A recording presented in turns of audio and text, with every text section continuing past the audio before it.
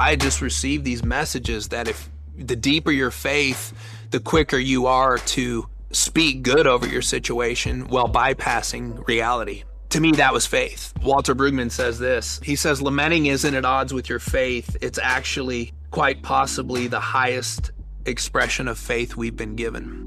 Unspoken pain neurologically gets stored in your limbic system. So when you don't speak it, it gets stored inside of you.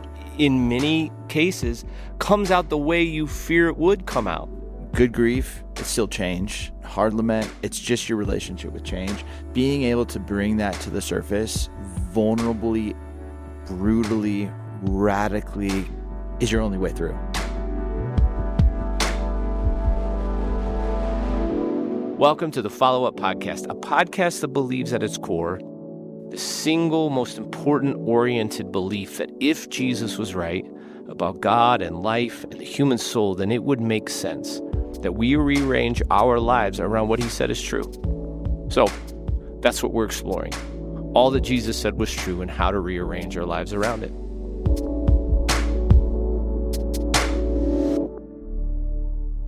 Introductions are in order. So, Chad Bruegman, welcome to Follow-Up Podcast. Give our listeners a little background. Who are you? What are you up to? So, as you said, my name's Chad Bruegman. Love these two guys who are running this podcast. This is a spiritual discipline, you trying to be serious. I'm just going to say, you take this where you need to go. Well, I just find it ironic yet beautiful that you know me, both of you guys, and you said, hey, let's talk about lament with Chad. That sounds like a good idea. Because he knows how to be serious and really go there. So, I mean, we're going to go there, and I've got some thoughts, but I want your listeners, your amazing listeners of this podcast, to just be forewarned that I'm in no way comfortable in the setting of podcasts like all you guys professionals are. And so if this is unconventional, I pray it's still helpful, but just give me some grace, people. Yeah, it's going to be great. Hey, for real, where are you in the world and what are you doing? I'm in Houston, Texas, and it's getting to the season. There's about 3 months here where it's just the devil's armpit is what I call it. It's just so hot and humid and sticky. Makes for a great winter, but it's getting really hot right now. And I'm a pastor down here at an amazing church called Pointe Church. And I've been here almost 2 years now. I'm about to be 2-year anniversary in a couple weeks. And I can't believe it's been 2 years, bro. Yeah, it's crazy. It's literally flown by. It's such a reflection of Houston, this church, and Chad stepped in, and it's just been incredible to see just the momentum, the stuff that you've brought that's been true to you. I mean, the prayer, the worship, the vulnerability, the honesty. It's a really, really special place, man. You've done a fantastic job. You have an amazing team. And yeah, I'm just so excited. I still can't believe it's been 2 years. It feels like it's been longer just because of how well the attachment of you to that community has been, and the growth is just incredible. I always say God gives us some attaboy, attagirl seasons.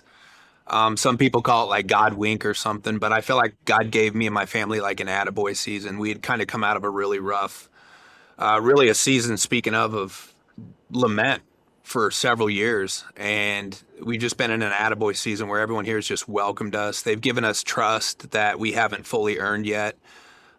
There's been such a graciousness and kindness from this people to just lean into the vision, the new vision that maybe I brought, and I couldn't be more grateful, man. Well, for our listeners, you and I go really far back. So we met in our 20s, way back in the day, in Rockford, Illinois.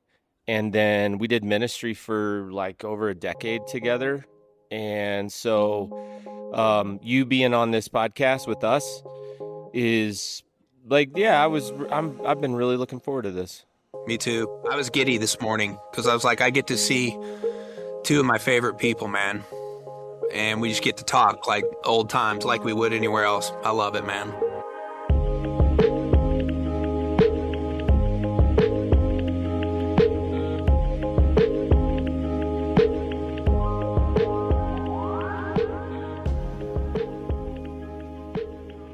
we're in a series right now where we're talking about prayer, and we've been walking through different forms of prayer. And I wonder if you couldn't maybe talk a little bit. You hit on it, season of lament. Everybody has hard seasons, but I wonder if you wouldn't be willing to go back and talk a little bit about, what has you're in a really neat season right now. What preceded that for you? You don't have to be specific, but like when you think about a season of lament, what did that look like for you, and what did you learn? Oh my word. That's a loaded question. Yeah, like you're right. Lamenting is not if, it's when. It's an inevitable part of the cycle of the kingdom of God on this side of heaven. It's an absolute grace from God that we're given permission and precedent all throughout Scripture to have conversations with God that are as intense as the lamenting conversations are. Mine were really birthed out of, like everyone's, just deep grief and hurt and pain and disillusionment, which was fast tracking me down the pathway of cynicism, which is one of the worst toxins the human soul can endure, is cynicism. And I was getting real close, and I had never been given a framework or very strong teachings in the church I grew up in about lament. My church, I loved it. Like many of our churches, though, in the 80s, 90s, early 2000s, that word wasn't even being used in circles that I had heard. I didn't even really know, other than the book of Lamentations, I didn't really appreciate or know that lamenting was even a practice in terms of our relationship with God. And so I got introduced to it just probably, I say 6-7 years ago. Not because I was looking for it, but because it came looking for me through a season of deep grief. And, a lot of mine centered around church, hurt, pain, disillusionment. Some of it was self-inflicted. I'm not a victim here. I'm going to be vague about my story, but I'm not a victim here. But there was a lot of difficult things that caught me off guard. And I realized up to that point I'd lived a really blessed life compared to a lot of people that I've pastored, because my deepest form of grief so far in life, by God's grace, has been, church grief and friendship grief. I haven't had that big loss that almost every one of my friends at much younger ages than me have had yet. And so grief was a new kind of arena for me. And man, I did not realize how significant of a role grief plays in people's lives, and how formative it is, and how dangerous it is to not have any tools around pain and grief.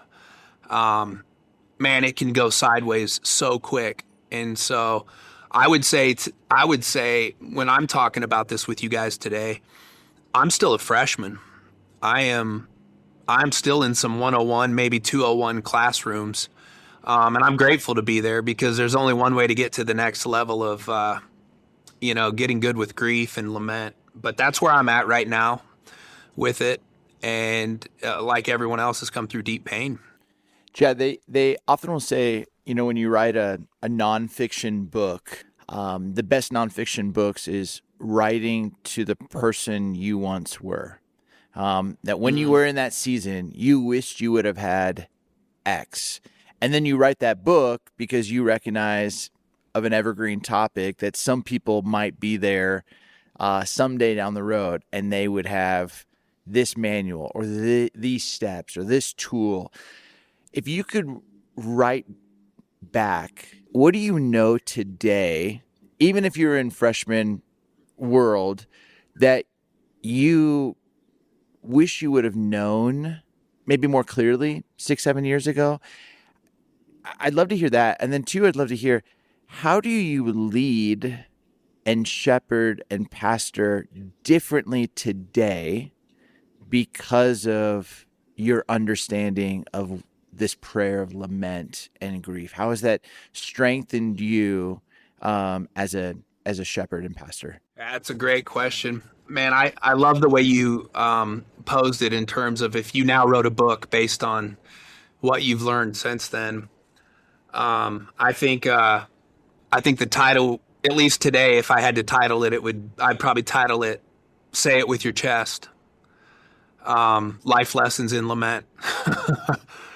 I think, my kids are using that phrase, say it with your chest, man. If you say it, mean it. If you say it with conviction. And I think the prayer of lament is human beings looking God in the face and saying something with your chest. Not because it's right, not even because it's fully true, not even because it's the whole story, but because until you get it out, you can't move forward. And I had always, and I don't blame anyone for this, the church, my upbringing. It's just maybe some of it's my wiring, but I had always been taught in terms of faith that, almost a sentimental approach to difficult times. You platitude your way through it. You speak statements of faith, right? And I had never been given permission. And so maybe chapter 1 of Say It With Your Chest would be, you have permission. Permission to what? To be pissed off. Permission to speak with a candor to God that you were previously told or assumed was irreverent. Permission to trust that God is unfazed and unshocked by one day of your life that he already foreordained and knew and was written in his book was coming. So to say something that would speed up his heart rate or trigger him or get him argumentative back with you is just not a thing. And I spent a lot of time the first couple years of my pain, disillusionment, and hurt suppressing in the name of being a good-looking, good-sounding, faith-abiding Christian. I buried it. And, when you depress stuff, the output is depression. And I did not know that a big part of my depression through that really difficult season was I had yet been given permission to get it all out, say it with my chest.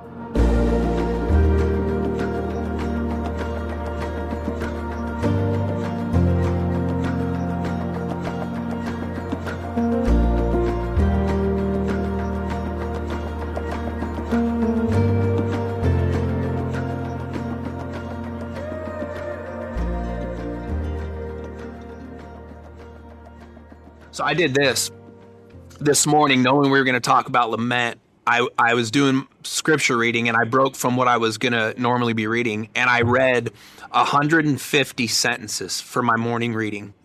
And it was the first sentence of every psalm.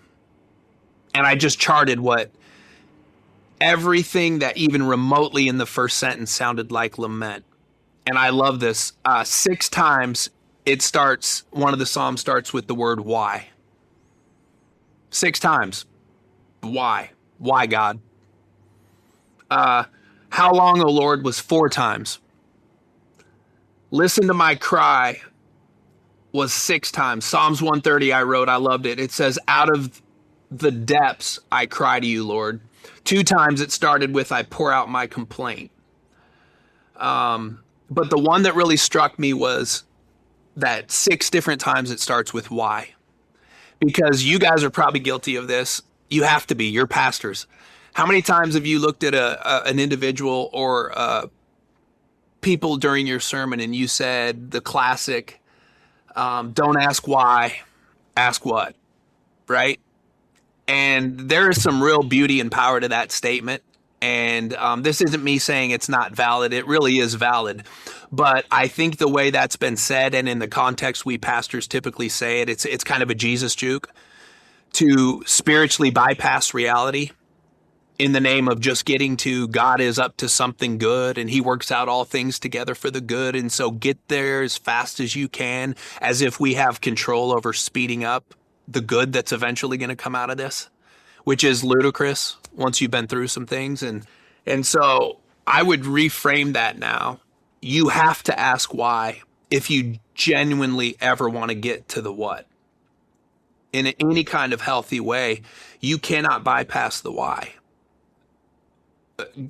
Why, God? I mean, in the psalmist, if it's good enough for King David, it's good enough for me. He doesn't bypass that. He rarely ends there. But there are a few psalms. I noted Psalm 88 today. There's no bow tied on at the end. It's bad at the beginning, it's bad in the middle, and it ends bad. And it's on to the next psalm, and eventually it gets to bless the Lord, O my soul, how great have you been, your wonders are magnificent. But not that day. It was just why, and then just an onslaught, a diatribe of this sucks and life's hard and I don't understand and where are you, God? That exercise alone this morning for me just re-emphasized how significant lament is to being in any way close to God and having depth with God. It's not only inescapable because of life, it's essential, is what I've learned. And that concept would have been foreign to me 6, 7, 8 years ago. What? Why? Why was it so foreign to you? You're a pastor. You have this in your hand. Why, when you look at the diagnosis, why was that so foreign? I think because I came from probably like a lot of people listening, I came from I would call it a hyper faith. Faith is beautiful, but a hyper faith is, again, it's high on the platitudes, high on sentimentality. It's forced positivity without anybody even meaning to, in the way we teach stuff, in the way we, want to get to the last chapter as fast as possible. Sprint to the hope. And hope is only as powerful. The embracing of hope can only be as powerful as the fuel of lament and grief. Like that's what hope is, in its power, is its juxtaposition against the worst parts of life. That's what makes hope hope. That's what makes resurrection praiseworthy and beautiful. And the centerpiece of our faith is that it was juxtaposed against hell and high water. And there's only one way to walk through hell. You just keep stepping through it, knowing that it does have an ending date and that there is something out there. And so I had just spent so many years. And again, nobody did this on purpose. I just received these messages that if the deeper your faith, the quicker you are to speak good over your situation while bypassing reality. To me, that was faith. And now is like, I love what Walter Bruegman says this. He says, lamenting isn't at odds with your faith. It's actually quite possibly the highest expression of faith we've been given. And he was saying that in regards to, lamenting. It's not at odds. I thought, the lamenters were the people you wanted to ignore. They're the people that are tough to be around until you're that person and you need a bunch of people around you sharing that with you. Isn't it interesting? Like, I think the more that I got connected to this prayer of lament, how much spiritual bypassing, like you've just described so beautifully, is just the air that we've breathed. And trying to process it through with a spiritual director, my therapist, I realized it's actually a fear for me of sadness and anger. And I think I came from a childhood where there was a lot of anger in my house, and I kind of just said like the emotional abuse, the things that were said. It was like a vow. I'll never say that with that kind of language or vitriol to my kids. But what I did was I was so afraid that was in me, that if I gave any space to that, I might become that. And so what I did was I became like Mr. Brightside. I just had to brightside everything. I had to bypass that. And if anger showed up, I got uncomfortable because, oh man, this is either going to turn to a reenactment of my childhood, or I'm not comfortable in that space because I haven't seen it done well.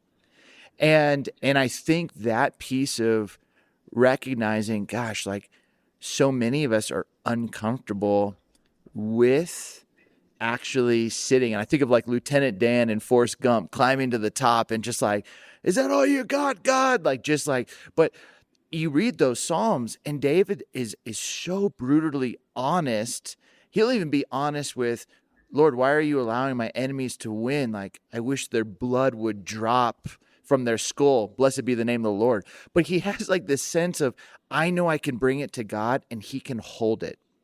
I might not be able to hold it, but I gotta channel that somewhere.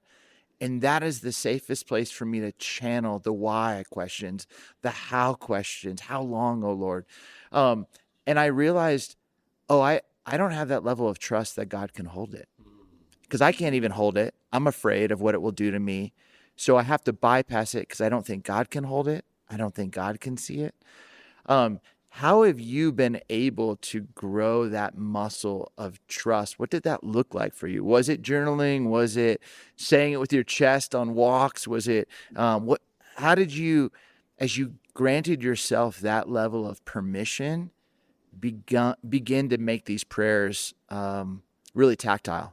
Well, I had the privilege slash burden of walking through this grief with my wife for many of the same reasons and a few of our own personal reasons at the exact same time. But our journey while walking together looked totally different for a multitude of reasons. And the greatest thing I probably learned from her that she bought into right away was she was given permission and took her therapist up on it to be as pissed off and angry as she needed to be. And my wife, you guys know her, but a lot of the listeners won't. She is the antithesis of angry and loud and, demonstrative, and she became all those things. And I was not ready for that. And at first I was pushing back. We were having tension in our marriage about how polar opposite we were in terms of how we were handling our grief. And she was getting mad at me, and I was getting self-righteous to her because I, on the surface, looked so much more mature. I looked so much more poised. But what I really was holding everything in the name of looking the part. And she was getting everything out in the name of becoming the part she was supposed to become. And so I finally had to, through it not working for me, take her cue and follow her lead. And she was really the person that showed me that you can. And Steve, you said it, and that's why I was over here clapping quietly when you were talking about your story, is because I remember looking at my therapist through that season and saying, I can't be angry. I don't know how to be angry. I can't say what I want to say because I'm scared to death that I'm going to become everything I'm feeling and thinking. And I don't want that person. I don't like that person. I don't see any good ending for that person. And I could not come to the conclusion that I since have, which is the only full safe place to get out what you have to get out and not become that person is with God. There's always going to be our best friends, our trusted confidants that can contextualize your laments and the worst parts that come out of your mouth. But only God already knows it and can really hold it without consequence, right? Which is why it's like, bring it to me. Like, bring it to me. Give it to me, or you're going to give it to everybody else.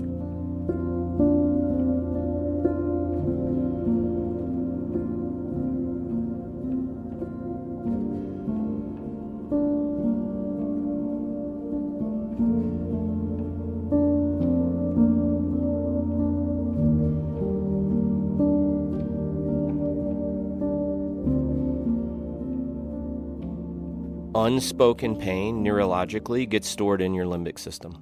So when you don't speak it, it gets stored inside of you and it will come out. And it's in many cases comes out the way you fear it would come out. It's almost like it's this, in an effort to try to shield yourself out of fear or whatever, you're actually propagating the whole system of stuff, like getting stored in your limbic system and it's squirting out. And this is why, like, the importance of this prayer of lament, I mean, is so important because we name our pain. We have the ability to name our pain. And I know, like you and I, we've been friends for a really long time. And all of us have experienced, because we're humans and we're older, we've experienced pain and loss. That's the human, like, look, that's just being human. Like, you're going to have loss in this life. You're going to have trouble. That's reality. We've all experienced loss. But I also, walking through I know those first few years were hard because naming it felt like, I don't know, I can't speak for you, but as someone who has walked with you, it's like, well, what does that make me if I name it? Does it make me unfaithful? Does it make me bitter? But in actuality, not naming it creates something that we all fear we would become, bitter and angry. And I just want to say, like this, when we talk about this prayer of lament, being able to sit with God and name it, some of it is shouting at God, but some of it's like naming what really is bugging us. Like, God, this wasn't the way it was supposed to be. And that, just saying that, and I know all of our stories, we would all echo that. We would all go, that's not the way it's supposed to be. This is not the way it's supposed to be. But there's something to that, man. There's something actually healing in that. Yeah, there is. And I think one of the coolest things that I learned again, I still think I'm a freshman in this lament thing. But one of the things I came across one of the sentences, and every time one of the 150 sentences I read this morning struck me, I just made a little note. And one of the Psalms starts with, "Why have you rejected us? You've rejected us forever." And here's what stuck out to me when the writer wrote that was, laments are the prayers where you're allowed to be irrational, and you're allowed to say things that are untrue or half truths. You don't have to regard the other person, the offender's part. You don't have to be honest. You don't have to tell their side of the story too. And I always thought, to be genuine, I had to tell both sides of the story before God. And what I was always doing was dismissing my hurt and pain in the name of, well, what was it like to be them? And so it's this pseudo false sense of empathy that I was bringing to my prayers. Well, I know that, somewhere between my truth and their truth, there's the truth. And so I would do that. But what I love about the Psalms when it comes to the laments is that the psalmist is often being completely irrational, unapologetically what we would call melodramatic. Sometimes, like they're saying untruths. We know God didn't reject them. We have history now to tell us that wasn't even remotely true. I don't even think he believed it. I just think he needed to say it because that's how he was feeling. And all of it gets canonized, not because it's true, not because it's reality, but because it's honest. And the only pre-qualifier for true lamentation is honesty about how you're feeling. Not even honesty about the real narrative. It's just, I can't see it the right way until, God, you hear me say it the way I see it right now. And I wish I would have known that from the beginning, man. For people that are going through it, you reserve the right to say things that other people, if you were saying it to them about God, might roll their eyes and go, bro, you're so off. And God's like, you think I've rejected you forever? Just say it. Just get it out. Eventually, you'll see my goodness through this. But right now, if you need to feel that way, feel that way. And I'll still be here tomorrow if you feel that way. Steve, you've written about some of this process of lament in your book, Grieve, Breathe, Receive, right? You sort of reflect back on your journey and what that looked like. I wonder, when you hear that and you think back on a lot of the work that you've done, what have you learned about lament and how did you write about it? Yeah, I would say very similar to Chad. This was not the muscles that we were taught to work out, like we had skipped leg day, and so I think grief and lament, the simplest definition for me is learning to honor what comes up when change shows up. I mean, good grief, it's still change. Good lament, hard lament, difficult grief, it's just your relationship with change. And I think being able to bring that to the surface, and as Chad said, just to be able to be vulnerably, brutally, radically candor, honest, is your only way through. And so I think the piece that grief, if you don't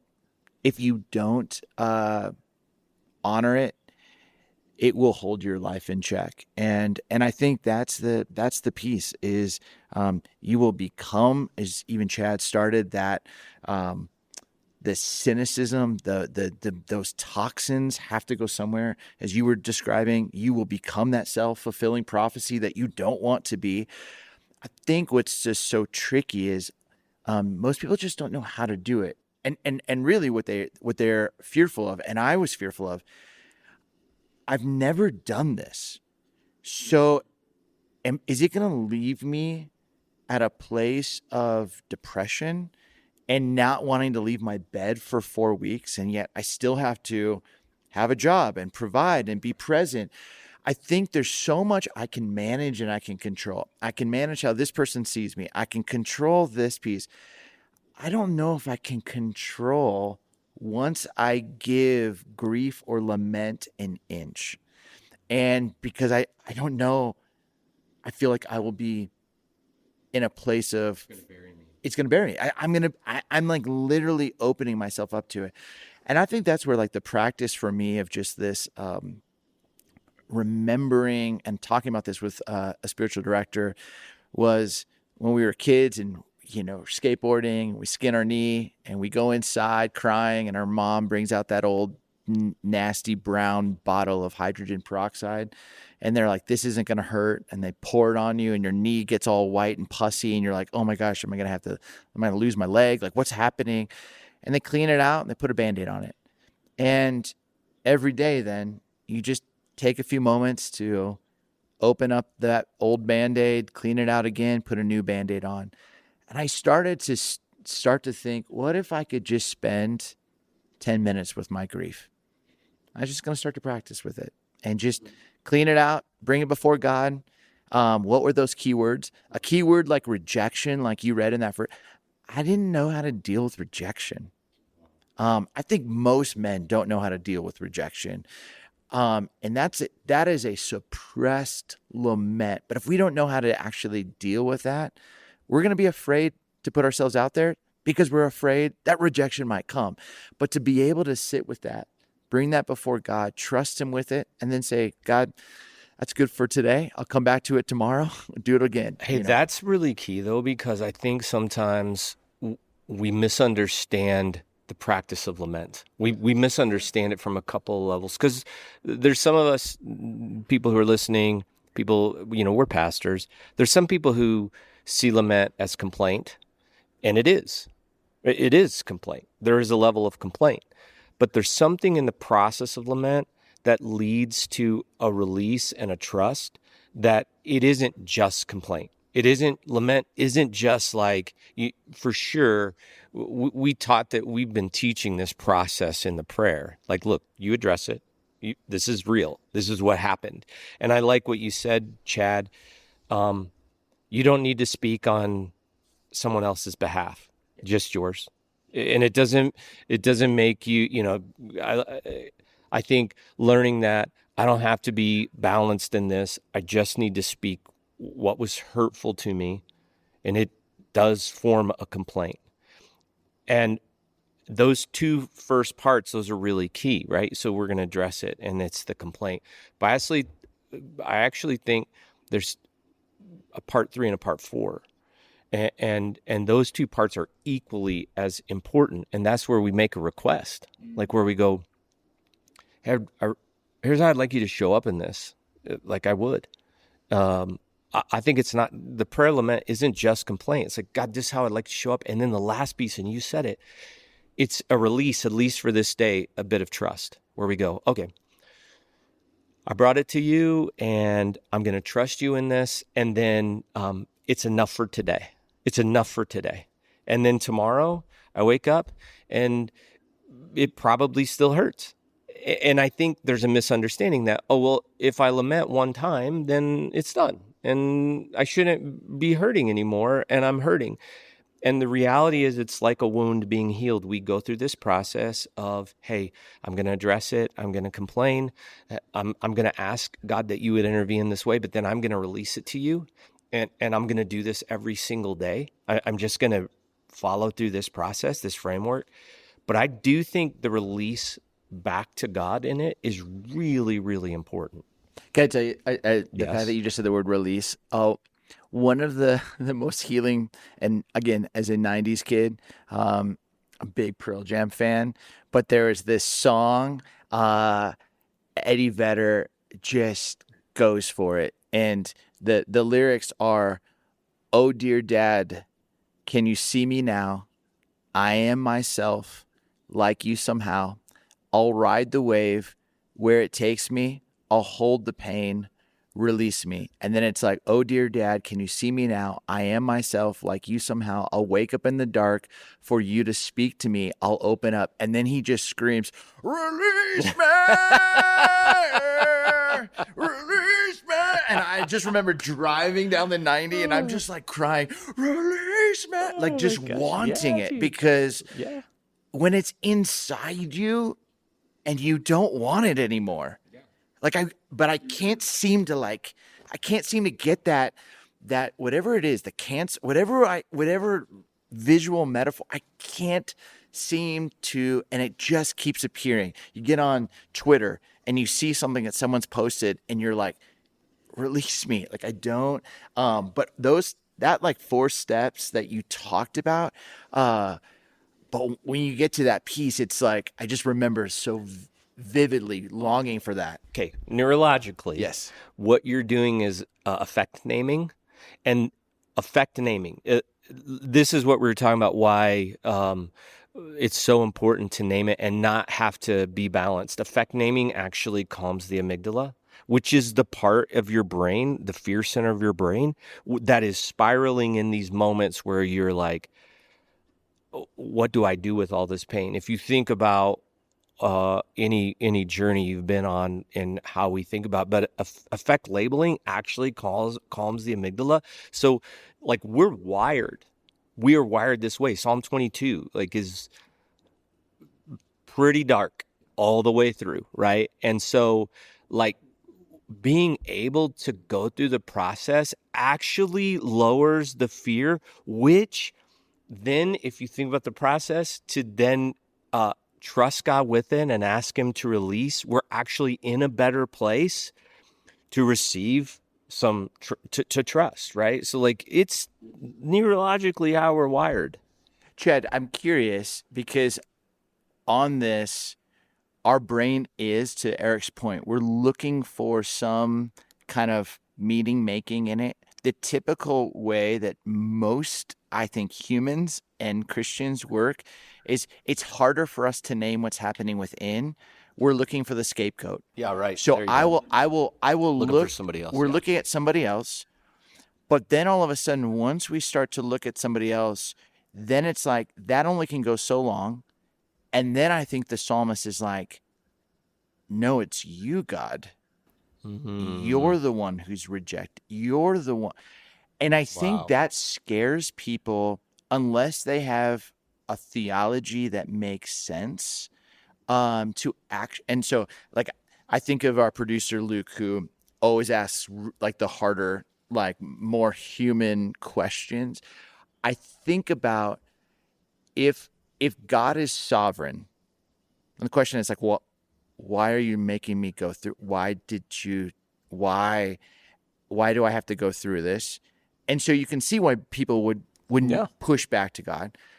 How did you theologically actually begin in this process to go, man, I'm going to lament, and I can trust God with this, and I'm going to trust the process in this. Does that make sense? Yeah. Unfortunately for me, I ran out of all other options. I tried everything but that.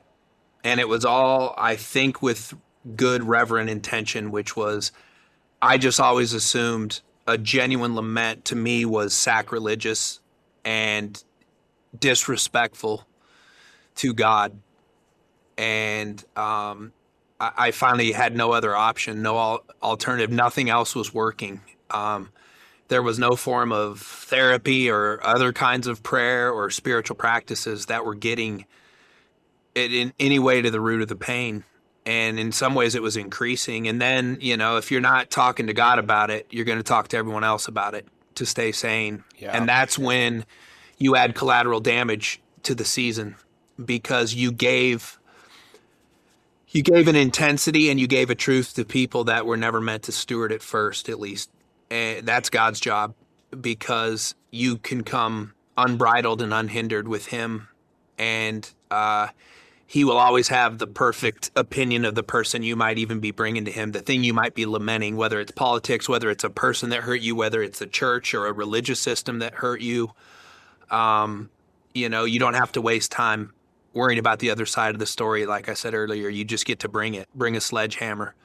Lament is if prayers were like rooms, lament would be the room that you go pay. My wife's done this before. You go pay to get a sledgehammer and a helmet, and there's plates in there, and you break them, and you smash mirrors, and you break windows out of cars. I don't know if you guys have ever done that, those like rooms.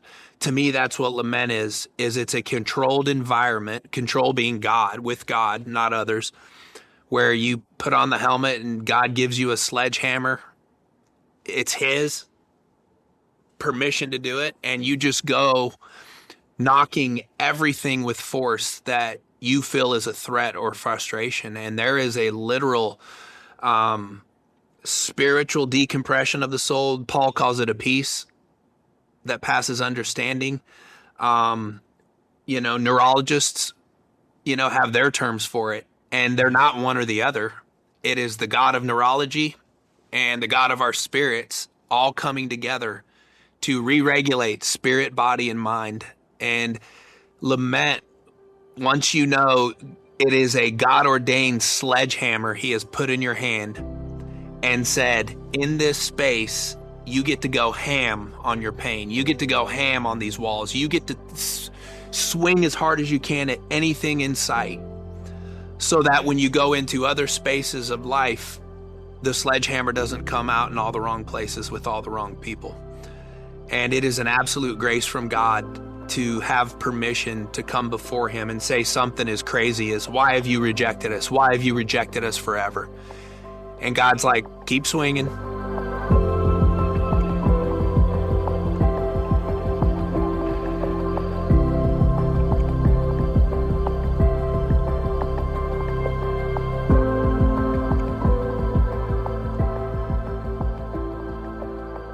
If you look at, I think, 1 Peter, where it says cast all your anxieties, right? That's the Greek cast is to hurl.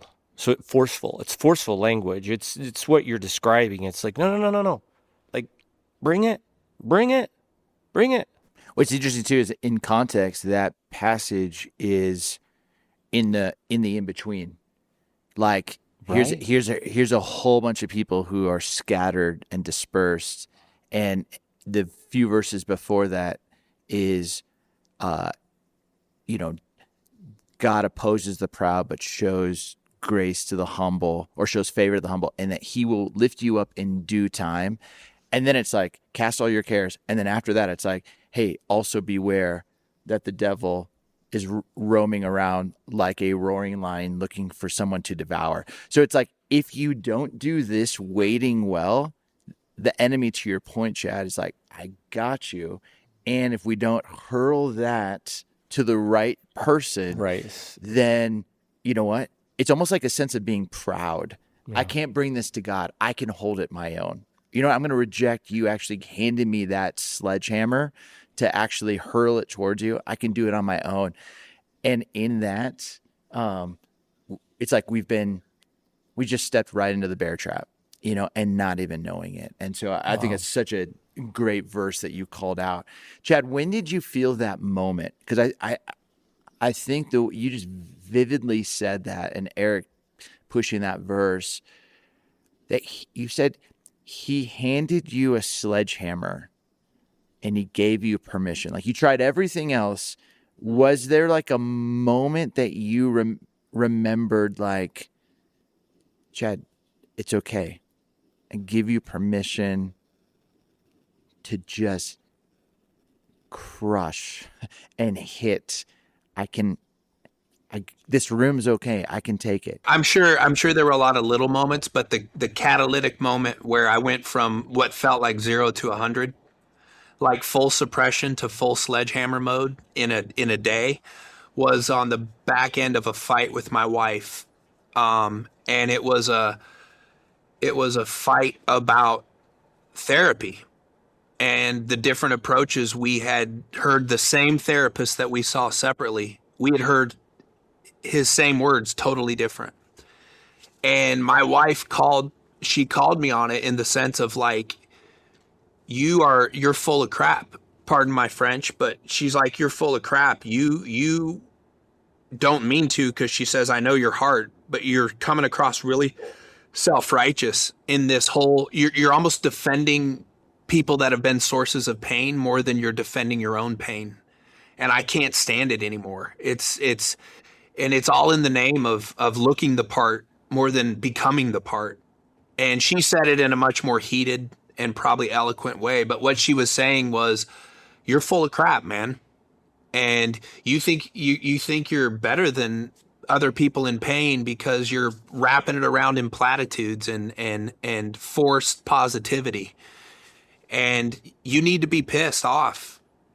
And she got me all mad, and then I tried to argue back about my approach and why my approach was better and more noble. And I even got martyristic as a pastor. Well, I don't have the right to do it the way you do it. I can't talk as free as you talk because there'll be people that might catch it and disrespect me or think less of me. And then finally, I was so grumpy the next morning, I went into a prayer time, and I literally was pacing the auditorium at my church. I like to walk when I pray because I don't have a great attention span, as you guys know. And I just started losing it before God, as if it was my wife. I saw the face of my wife on the face of God that morning. And I was having the best argument because I lost the one the night before. My wife was right. She got me. And I re-upped on that argument. And I was talking like I wanted to talk to my wife, to God. And by the end, there was like tears. Like if anyone would have walked in that auditorium, it would have been a real weird moment for them, seeing me. There was tears, there was yelling. I was giving names to things that I had been scared to give names to. I said things about people that I felt I didn't have the right to say things about them when I put their name in my mouth. To God. I said things to God about how I felt about him, but was scared to death to tell him, as if he didn't already know. And it just ended in a lot of fatigue and a lot of tears. And I felt 50 pounds lighter. Wow. Isn't it interesting? Like, just that moment, you were closer to that 50-pound lighter feeling and everything you had been working to protect, and then all of a sudden it's just like the floodgates open, and it's so easily. And I think that's that piece of how to access that threshold, you know. And you see throughout the scriptures, there's these like almost God gives us props, like the Hebrew prophets would dress in sackcloth, like something that was the most uncomfortable clothing to wear, to almost like put them in a posture of uncomfortability, like on their skin, to try to almost open up the neurological pathways. The sackcloth, the laying straight, like on the ground, like the weeping and gnashing of teeth. Like they gave themselves permission, and we just have almost, I feel like, in my opinion, and a lot of churches that I have been a part of, gave our people permission on Good Friday to get just so close to it. And then every other Sunday was up and to the right.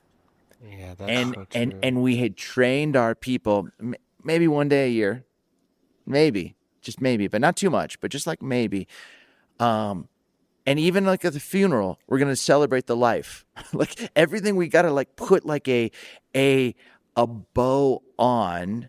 And again, it's not bad for a celebration of life. I'm not trying to, but it's in the sense of it's again, what you're getting to is the permission to be honest and human about the why with a God who is with us and for us, even in this. But man, it is so easy to bright side and bypass. And I think, unfortunately, we've trained a lot of people. Whether we don't have to confess, we've only confessed once. And that's what, Catholics do, but we don't have to confess. We only confess once. Lament, we don't have to lament. Like, we don't want to do that. That's like just for Good Friday or Ash Wednesday. But like, when you start to make this a part of your regular practice in prayer, the connection and trust with God, but more than that, the empath that you become and the shepherd you become to people is the weightiness of your words when you teach.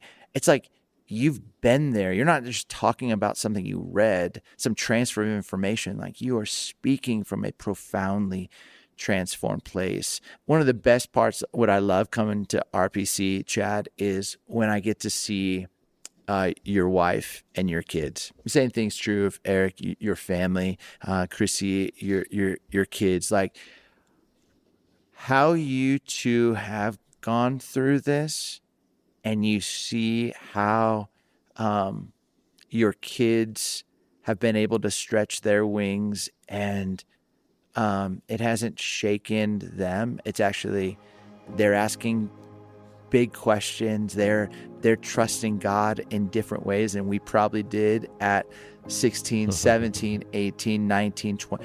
But just the freedom and permission that you've given, the way that you and your wife, the way that, because we married truth tellers, all three of us, or all two of us, or all of us, and what a gift that's been. But I just think, like, to see that, and that, this grief didn't take us, and the lament didn't take us out.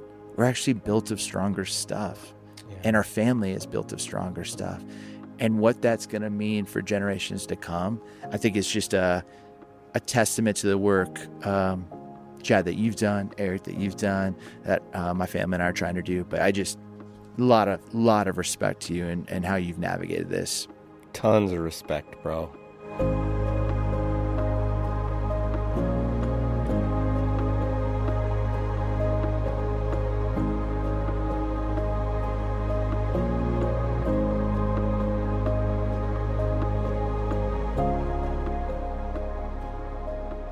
I want to hit one last thing as we sort of button up. You said something that I think is at the heart of why we're even doing this podcast. The reason why we're doing everything that we're doing around formation, spiritual formation, really trying to help. I like Carter says, you put your feet on the bottom of the pool. That's what the goal. Like we're just trying to make it real. Touch the bottom of the pool.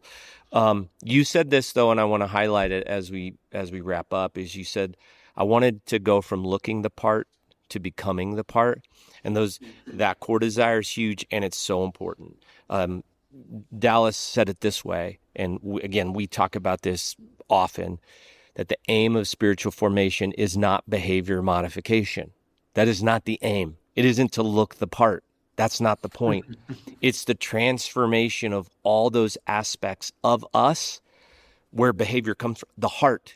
That's why he called it the circumcision of the heart. And lament is part of that process, right? So that it is becoming the part, and you cannot become the part if you don't know how to do this practice well. That's it. I love you, dude. I have watched you. I'm proud of you. And I'm excited to see what God does in this next season in your life, my man. Yeah, I think that's for all of us. I think the reason we're so passionate about this talk today was because we're all on kind of the other side of some of it and starting to take notes on what we've learned so far with a little bit of rear view mirror that we get to look at now. And one thing I know about you guys, I'm speaking for you, and I'm definitely speaking for me, is one of the many things that's so beautiful about finally learning what lament is, embracing and leaning into it and becoming a practitioner is you're just a better pastor. You're just a better human. You don't have to be a pastor, but that's our world. Talk about a hard classroom to graduate to become a better pastor, but I wouldn't trade it for the world. There is a lens with which I listen to every conversation I have with people, the way I pray with people, the way I hurt with people. I am the biggest, loudest evangelist for telling people to say it to God with their chest now. I went from being the most scared to do it to telling everybody. It's like the addict that finally gets free. They instantly tell they become the best evangelist for why sobriety is the best thing on planet Earth, right? I'm in that kind of phase where I can't shut up about it. Because I man, I learned it 2 minutes ago, I feel like. And once you get it, you get it. And now I want everyone to know. And so for everyone that listens to this and you guys, man, God's handing you a sledgehammer and he's co-signing on whatever in this controlled room of lament that he's created. Swing away and hit everything in sight until you feel an easy yoke and a light burden. And then it's time to drop the sledgehammer and maybe go into a different room of prayer for a little bit and recover. I love that. So good, man. So good. I do think you should write "Say It With Your Chest." That was a word for me because I have such a manager part that again that was a good challenge, and I hope everyone listening can find that space to pick up that sledgehammer and say it with your chest. Brother, nothing but love. Nothing but love. So that's going to do it for today. If something landed for you in this conversation, don't just let it sit. Take it with you. Carry it into your week. Talk about it with somebody. Let it do something in you. And if you want to go deeper, click on the link in the show notes. We'll be back soon with more. So until then, keep following up.